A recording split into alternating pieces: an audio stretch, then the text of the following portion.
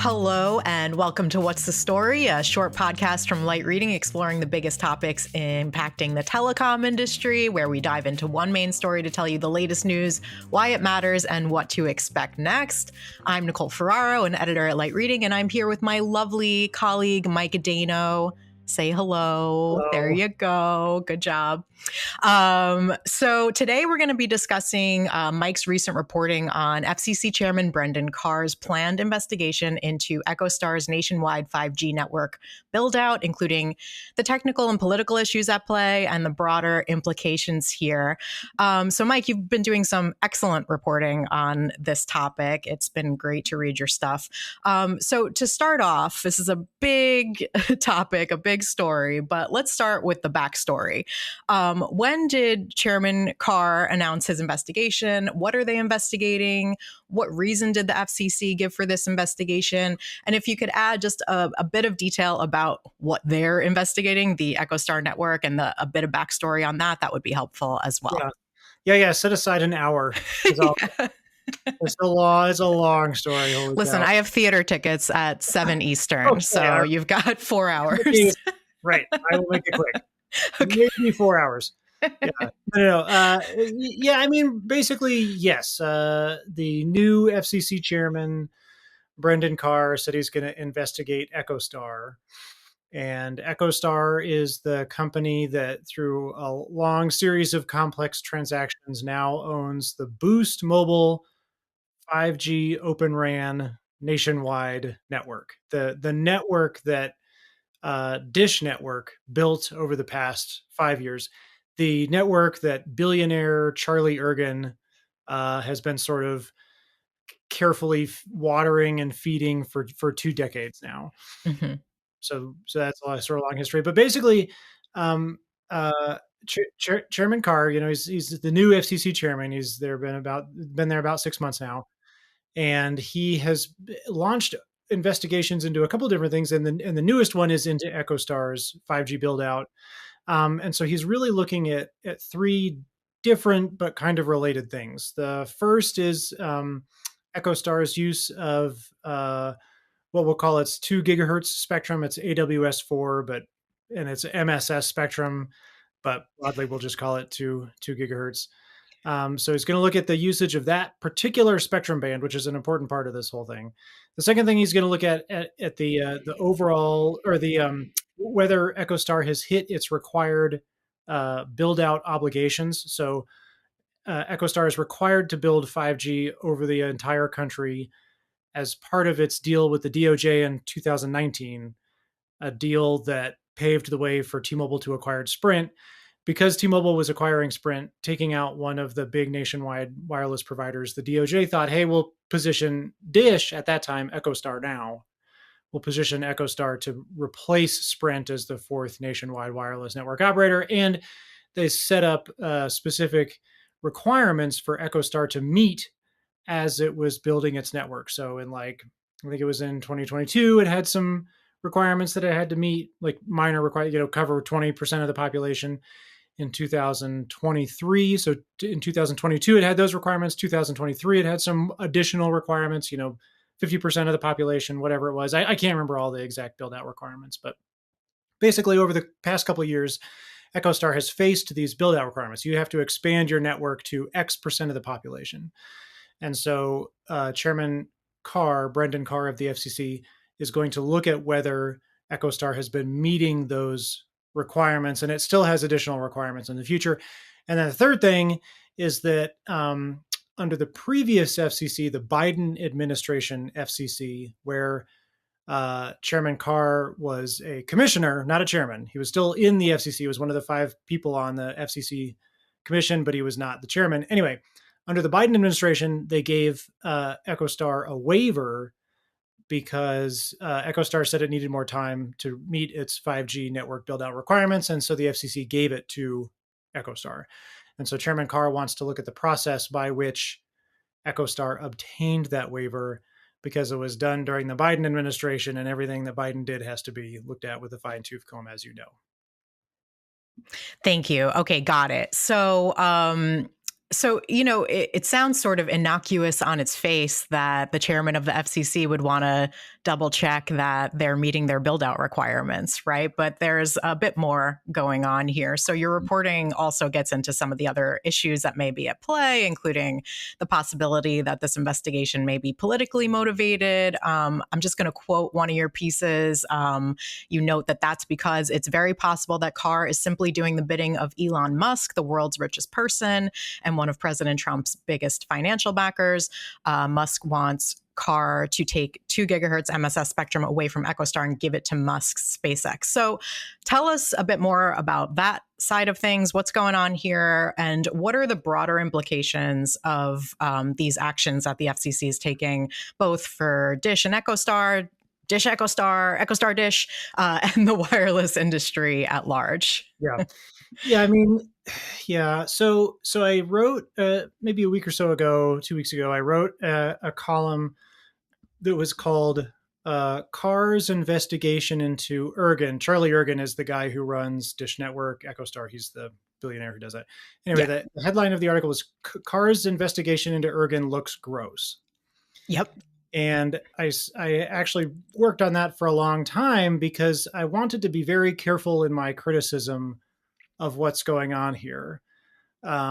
Because this is a fraught political time, and it's easy to throw criticisms at the previous administration, at the current administration. And so I don't want to just pile on, oh, everything Trump does is bad. Like that's not what I was trying to do. What I wanted to do with that article was point out why this particular investigation into EchoStar, it looks gross. And I'm specifically saying I don't have any inside information. I don't know whether I don't know what Commissioner or Chairman Carr's motivations are. I don't have any direct insight into that. I don't have any background knowledge. But my point is that this investigation looks gross. Gross meaning that it looks politically motivated, which is a gross thing, right? It is not Yes. cool. Right. That it's politically motivated. That is a gross thing. It's gross. Yeah. Shouldn't happen. It's not good for American, economic system. It's gross. And the reason that I think it looks gross is because SpaceX is the one that initially started this whole criticism into EchoStar, right? So Chairman Carr's investigation into EchoStar has 3 parts of it. 2 of those parts are fine, like they're kind of vaguely interesting, I guess. The third part of it, the part that deals with EchoStar's 2 gigahertz spectrum, is the part that is kind of eye-opening, and the language that Chairman Carr uses is the exact same language that SpaceX uses. Mm-hmm. So in the letter that Chairman Carr sent to EchoStar, same language that SpaceX uses. Basically, SpaceX has recently filed an attack on EchoStar in FCC filings. And this is normal stuff. Like companies that file attacks on each other all the time. Totally normal. Yeah. So SpaceX said, and so what SpaceX really doesn't like that EchoStar has that 2 gigahertz spectrum. SpaceX wants that spectrum.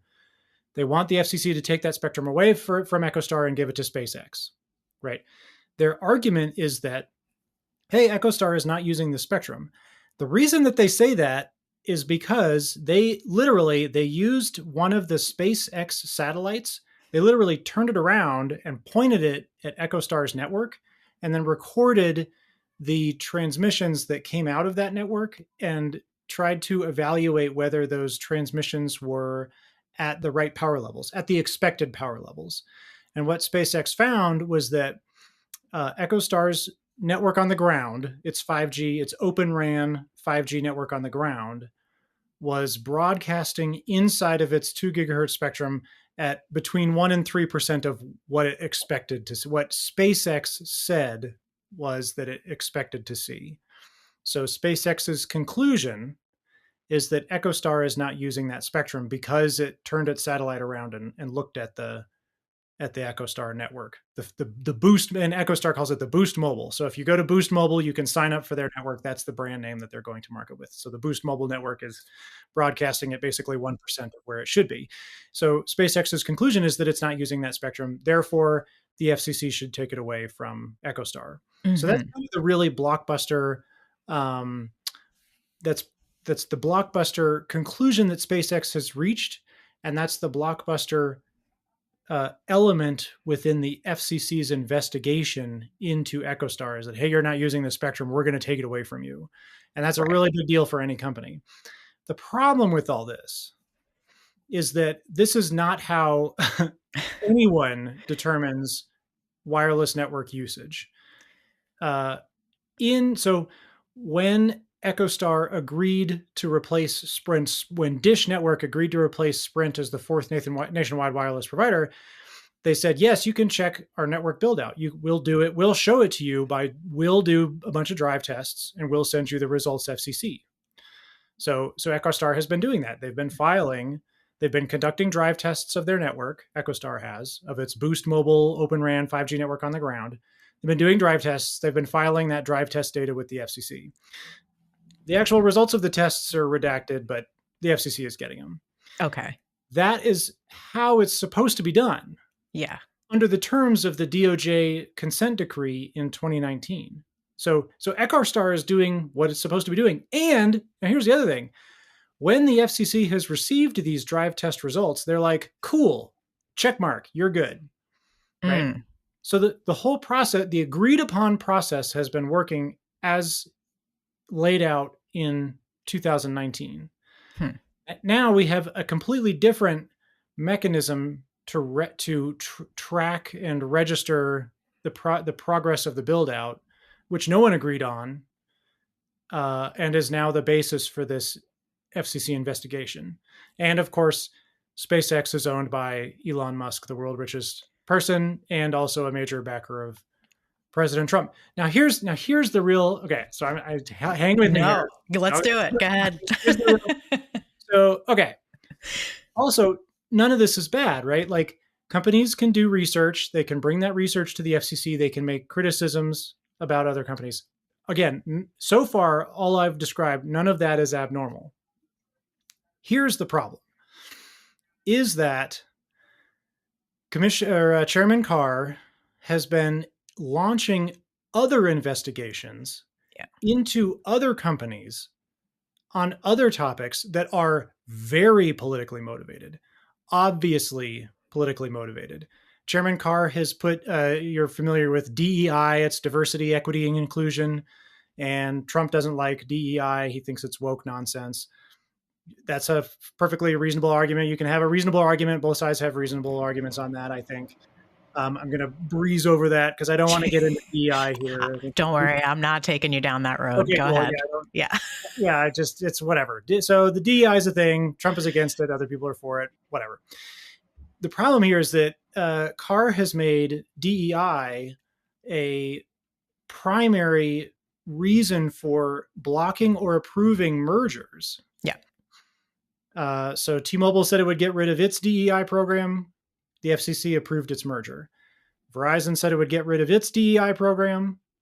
The FCC approved its merger.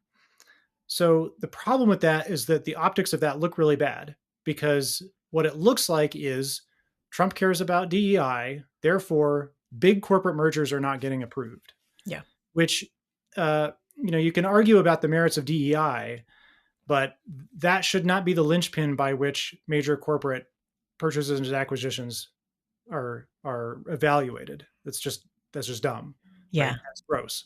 Yeah. Now, and so we've gotten that, but here's the worst part. Here's far and away the worst, most egregious example here is that Carr has specifically said that he is going to consider Trump's allegations against CBS 60 Minutes program. Yeah. As he evaluates the merger between Skydance and Paramount. So there are two media companies. They're not in the telecom industry. No one cares about Skydance and Paramount. They're two random companies. Sherry Redstone is the billionaire owner over there. The problem is that they have proposed a merger. And from everything that literally everybody understands, including Carr has made statements along these lines, is that that merger could be blocked. It hasn't been blocked yet, but certainly all the reporting around this very much indicates that it is being blocked right now because Paramount owns CBS. CBS has a TV show called 60 Minutes. 60 Minutes said something that Trump didn't like, and that is literally the exact progress of events that has led to the inability for Paramount and Skydance to finalize their merger. And the latest thing that I read in the Wall Street Journal, again, this is all stuff that I'm reading from Bloomberg, Wall Street Journal. I don't have any direct insight into the machinations of this particular merger. I mean, as you know, light reading doesn't directly cover this kind of stuff. We do sort of tangentially, but not directly. But anyway, the latest I've heard is that what that merger is hinging on is whether CBS is going to pay a settlement to Trump to end his complaint against CBS. If CBS pays enough, and the current number, according to the Wall Street Journal, is 25 million, then Trump will discontinue his complaint against CBS. Mm-hmm. That will pave the way for the merger between Skydance and Paramount, right? And so that issue, which the FCC and unfortunately, I think Chairman Carr, they are directly involved in this whole thing. That to me is grossly political, Mm-hmm. and really reflects poorly on our American system in general. And so the reason that I, again, going back to this whole EchoStar thing, the reason I wrote that is because it looks gross. Yeah. You do not want to have these extraneous political machinations affecting big corporate mergers, because what it leads to is the companies themselves just paying off politicians to get their transactions approved. I almost said their shit approved, but I'm trying to stay cool here. And then you said it. Just leave that out. I'm sorry. I'm starting to get wild out there. But anyway, so the problem there is that you don't want that, right? You don't want a pay to play model in American politics. I agree that there's lots of problems with the American political system. You can point to plenty of sort of cronyism and sure, and stuff that has gone on in the past and will go on in the future. The problem here is that it's becoming very obvious, and what little independent weight that the FCC has started to go out the window, because a lot of this stuff looks really politicized. And so that's why I wrote an article that said Carr's investigation into Ergen looks gross, because it looks gross. It looks gross, and that is not good for the American political system, period. Now I stop talking. I mean, and it's a great piece. I'll obviously have it linked in the show notes for this episode. And look at you holding back on mentioning Chairman Carr's beautiful gold Trump brooch that he likes to wear as another marker of agency independence. One more? Fine. Well, that's good. Okay. Got it all out. Fine, whatever. He's just making sure you never know when he's like playing the Trump thing, whatever. Yeah. Right? Yeah. So, okay. So let's round this out with the what's next of it all, both for Dish and, more broadly. We've already seen some initial fallout with EchoStar potentially setting the stage to seek bankruptcy, according to your reporting. So tell us about that, next steps in this investigation, and what else we should be watching for as this story unfolds. All right, here we go. So I'm gonna try to make this one of our longest ones ever. Because we haven't even gotten to the complexities of like, well, what does the Next Wave saga in the 1990s teach us about? Sure, of course. Mm-hmm. No, I'll go. It's fine. The 90s are back. Totally, 90s are back. Yeah, I'm wearing wide leg jeans tonight, so So awesome. I know. I actually am digging up my Backstreet Boys tapes. My cassette tape. Yeah, so good. Hell yeah! All right, sorry.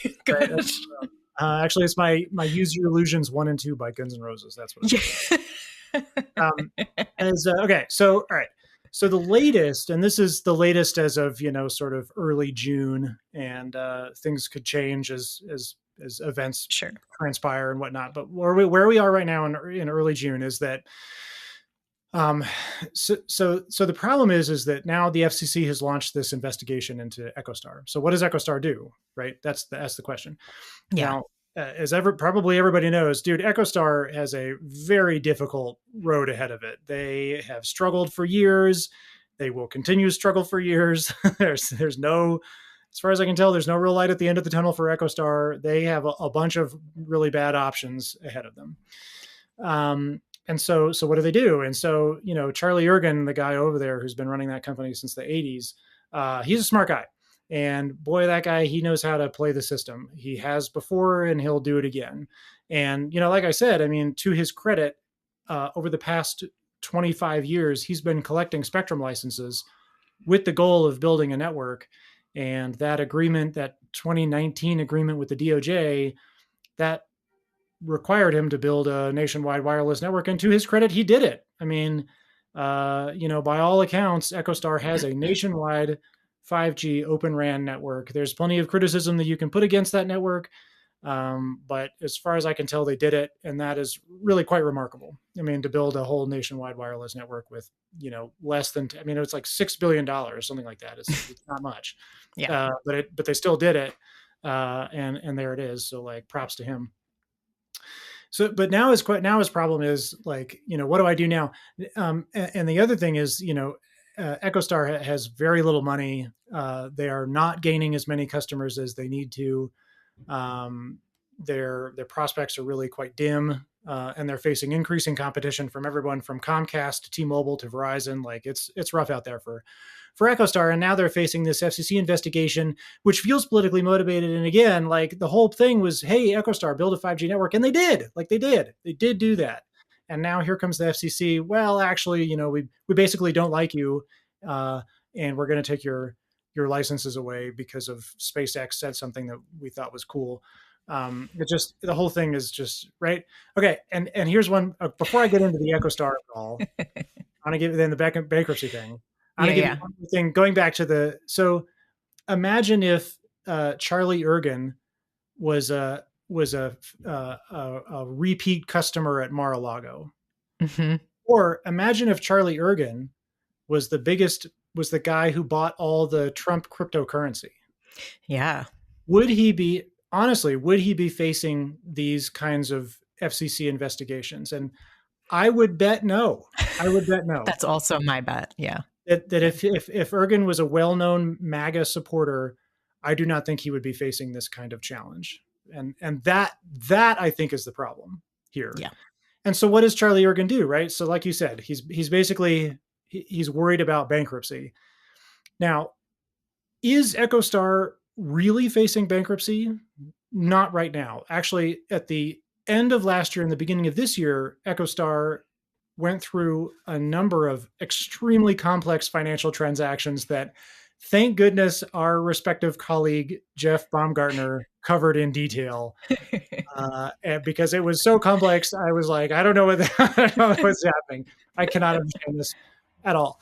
But Jeff went into the details and he figured out that, this company got this and that, and then all these like subsidiaries moved money around, and holy cow, it's very complex. The point of that, though, the point of all those transactions is that they are finished.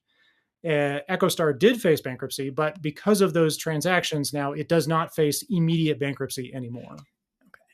However, in EchoStar's latest SEC filings, they're saying this FCC investigation by Chairman Carr raises the possibility that we will have to file for bankruptcy. Mm-hmm. Is what EchoStar is saying right now. Mm-hmm. Now, why would they say that?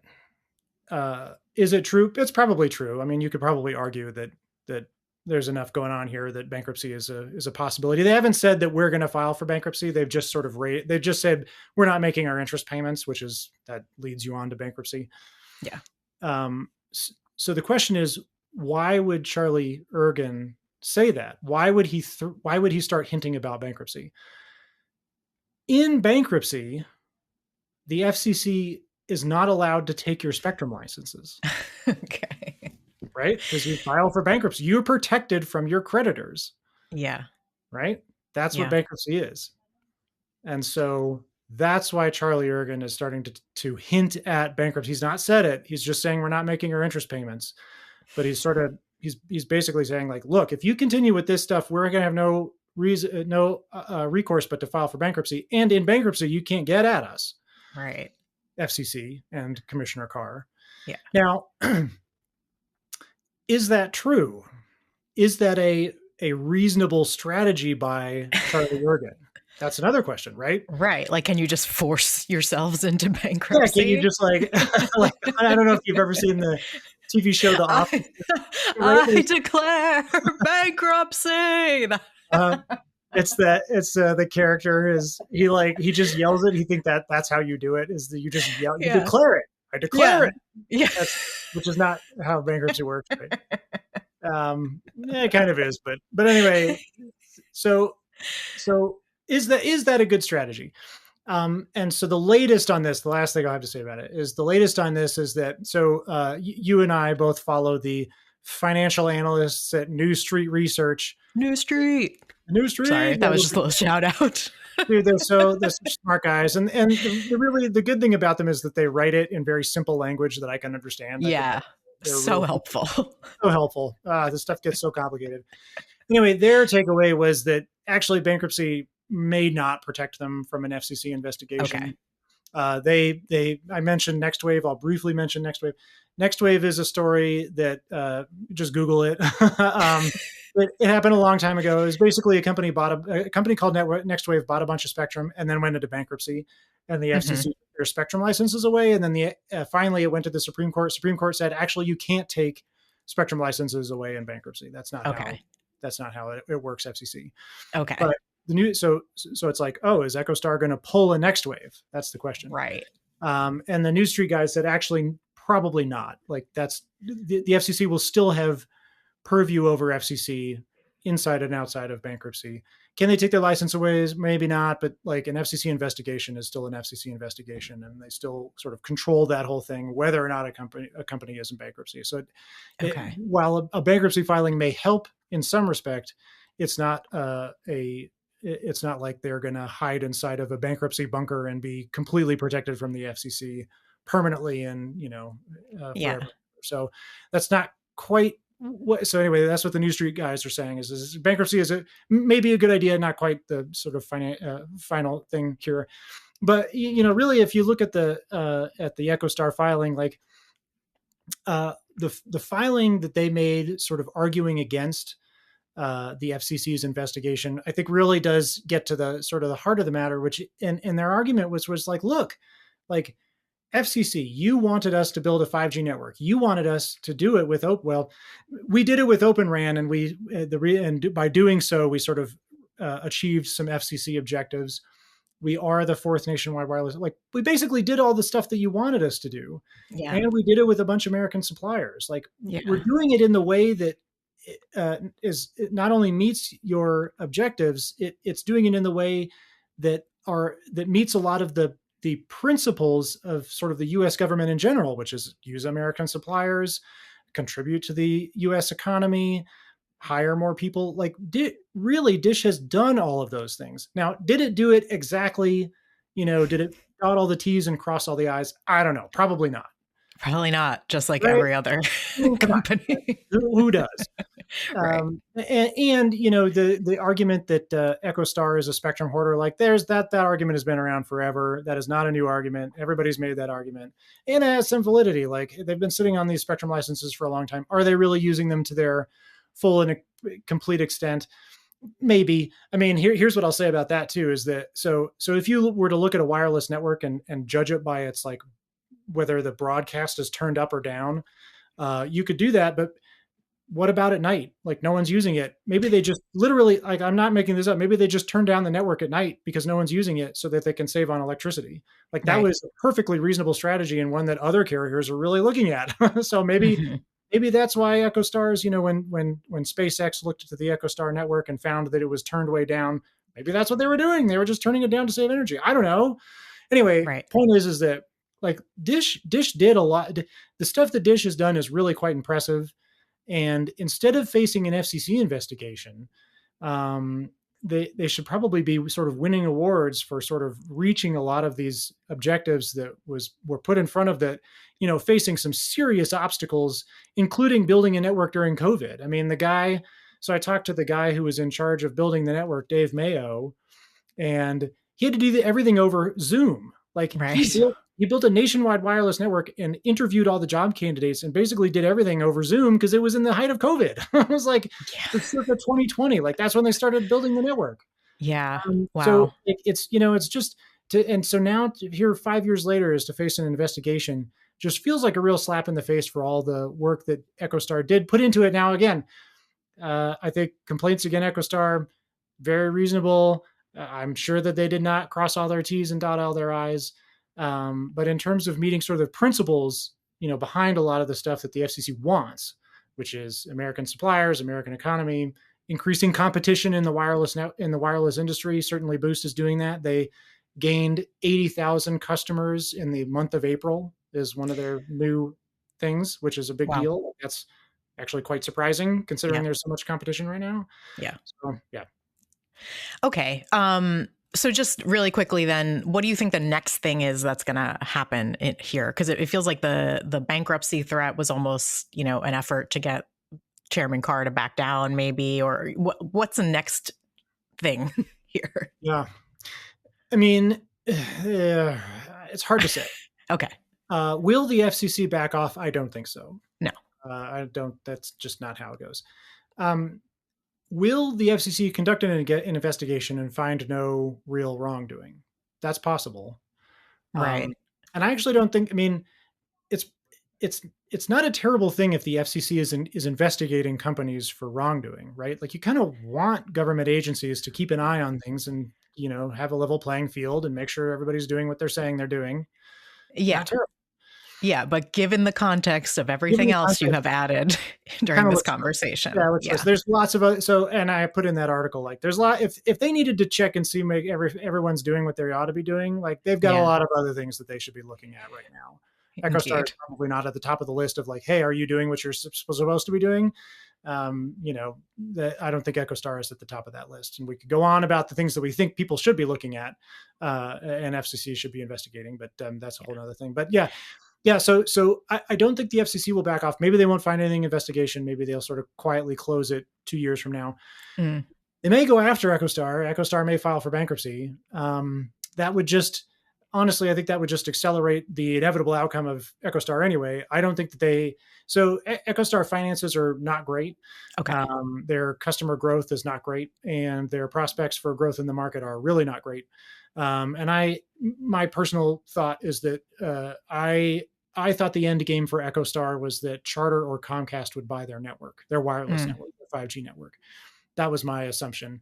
Under the terms of their 2019 agreement, EchoStar is not allowed to sell any spectrum or network assets until 2026, next year. Okay. So, All right. presumably, they would be legally allowed to sell things. And if they did that, so if they continue to operate the network, they would gain, this much revenue, like a little tiny microscopic, they'd get some revenues from their customers. Yeah. But if they sold the network or they sold the spectrum, they get a ton of money. And that would probably be a better use, shareholder, whatever, blah, blah, blah, like doing the things that your shareholders want you to do. That's probably what they would end up having to do because it would be a much better return for the shareholders and at the end of the day than actually operating the network. And so next steps, I would not be surprised to see EchoStar file for bankruptcy. I think that's a very a reasonable, and I think actually the New Street folks said yes, that also seems like a very possible next step. So I would not be surprised at all. I don't think that EchoStar is scared of that kind of thing. EchoStar is a company that has shown that they are very willing to go to extreme lengths to do whatever their objective is. And so if Chapter 11 bankruptcy is one of those things, I think I would not be surprised if they went there. All right. Well, clearly much for us to keep watching here. Thank you so much for helping us understand everything involved in this story and then some. It's incredible what you're able to. And thank you for allowing me to go long. That was I had My a lot to pleasure. say. All Thank you so much, Mike. We'll talk to you soon. right, thanks.